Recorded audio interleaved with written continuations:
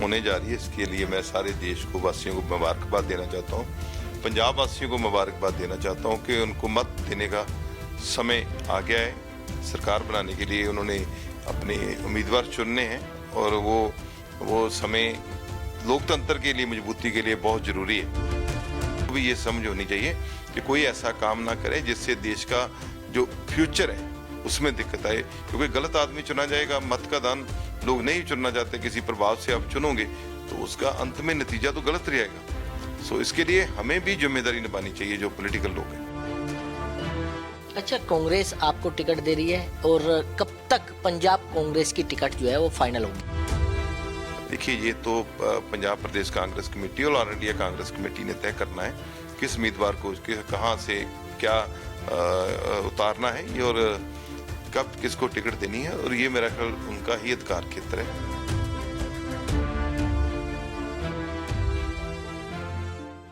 अब देख रहे हैं नवोदय टाइम्स पंजाब केसरी टीवी।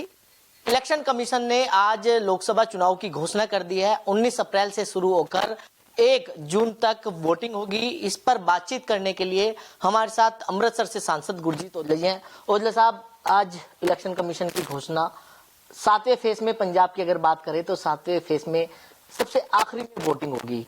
आपको मतलब प्रचार का देखिए, सबसे पहले तो ये जो चोन होने जा रही है, इसके लिए मैं सारे देश को वासियों को मुबारकबाद देना चाहता हूँ। पंजाब वासियों को मुबारकबाद देना चाहता हूँ कि उनको मत देने का समय आ गया है। सरकार बनाने के लिए उन्होंने अपने उम्मीदवार चुनने हैं और वो समय लोकतंत्र के लिए, मजबूती के लिए बहुत जरूरी है। तो सबको इस बात के लिए मुबारक। यहाँ तक 1 जून को जो इलेक्शन होनी है पंजाब की, उसमें जो तैयारी हमारी तो 5 साल ही है, क्योंकि हम तो वहाँ पहले से ही मतलब चुने हुए इलेक्टेड रिप्रेजेंटेटिव हैं। लेकिन जो तैयारी में उनको ज़्यादा जरूरत पड़ती है, जो लोग नए आते हैं, जिन्होंने अभी ये बात MP बनना है, उनके लिए तैयारी में जाना ज़्यादा उनके लिए होता है। फिर भी लेकिन इलेक्शन है, बिल्कुल सही है कि समय मिला है तो इसमें और अच्छी तरह हम तैयारी कर पाएंगे। ये तो सबके लिए एक जैसा ही है, हमारे लिए भी है, जो भी उम्मीदवार होंगे उनके लिए भी है।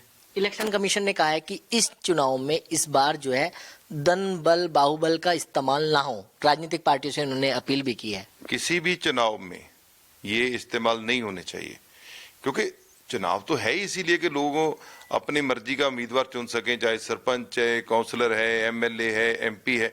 इसमें ये कतई नहीं होना चाहिए। ये इसको प्रभावित करने की वजह से फिर लोगों में बेचैनी होती, कई बार गलत उम्मीदवार चुने जाते हैं, लोग गलती कर लेते हैं, प्रभावित हो जाते हैं। तो पॉलिटिकल लोगों को भी ये समझ होनी चाहिए कि कोई ऐसा काम ना करें जिससे देश का जो फ्यूचर है उसमें दिक्कत आए, क्योंकि गलत आदमी चुना जाएगा। मत का दान लोग नहीं चुनना चाहते, किसी प्रभाव से आप चुनोगे तो उसका अंत में नतीजा तो गलत रहेगा।